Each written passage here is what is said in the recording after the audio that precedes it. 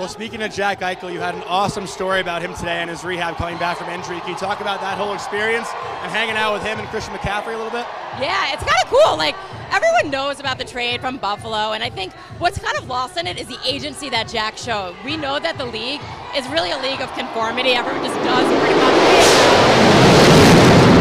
We'll wait. We'll enjoy. That's sick. That's They awesome. said that'd be loud, but that was freaking awesome. This is amazing. Yeah, we love it. Go nice to listen to this. Anyway, the league is one of conformity, right? Like, guys basically do what they're told. They don't even use the pronoun I or we. Jack wanted this surgery, and he fought for himself. And he said, no, I'm not going to do what the team tells me. I don't care the ramifications or how it's going to seem. He showed so much gumption, and it was so cool to see him pave the way for himself in really a way that we see for NBA and NFL players and creating the destiny he wanted. He forced a trade here to the team he wanted, but he was gone for 3 months after that surgery, and he went to Charlotte, North Carolina, and I kind of thought it was weird, like, why did he pick Charlotte?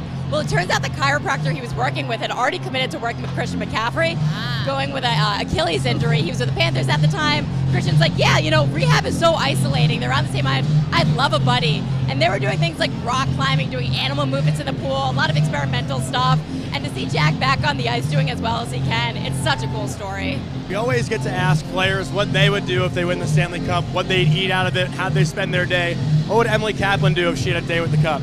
So I think the one thing people know about my personal life is that I'm a bagel snob. I knew you were going to say that. I grew up in New Jersey. Like, we're spoiled. The bagels are elite there. I moved to Chicago. Everyone's like, oh, try this place, try this place. They're all garbage, not one of them. Like, I even went to Skokie. If you know Chicago, you don't want to go up to Skokie. New York bagels, Bialys, it's not it. So I go to Montclair, New Jersey, Hot Bagels Abroad. My parents actually commissioned a painting of it. It's like in a strip mall. It's like this janky-ass place, but sorry, I'm not allowed to say that. But it was delicious, so I'd take it there. Iced coffee out of the cup? I'd bring it to Shy. I'd probably go, you know, on a boat in Chicago, bring it around with my friends. I'd get 2 days. I'm that awesome. Just give me 2. This is your 6th Stanley Cup Final now. Which one's been your favorite? I got to imagine if the Stanley Cup's won tonight in Vegas, it's going to top them all. This is the best moment of my Stanley Cup Final history, being here with you guys. It's beautiful. You know, the first year I covered it, it was Vegas versus the Capitals. It was so much energy, right? Like, the Caps had never won. Vegas, we were just starting to celebrate as a market. Boston, St. Louis, though, like, just like in a vibe sense, like, Boston obviously is an incredible city. St. Louis is like such a small community, and like, the guys love living there. They don't live in St. Louis. They live in this town called Clayton, where there's one Italian restaurant and one bar, and everyone goes there. So like, every night you'd go out and you would see Gretzky and you would see John Hamm, and it was just, everyone was in it together. We had a lot of good times. That one holds special memories in my heart.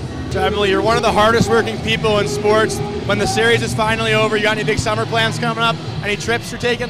Yeah, don't contact me. Like, I literally want to put my phone on Do Not Disturb. No, you know, like, obviously we had the draft in Nashville. That's on ESPN. We're pumped for that.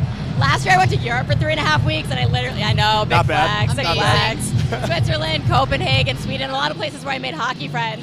This year, though, like, I'd like to go somewhere in August, but I'd also just love to enjoy Chicago. Like, I live there. It's best in the summer. I'm never really there, so I just want to lie out on a boat, grill, hang out with friends, go to Wrigley. Tough life.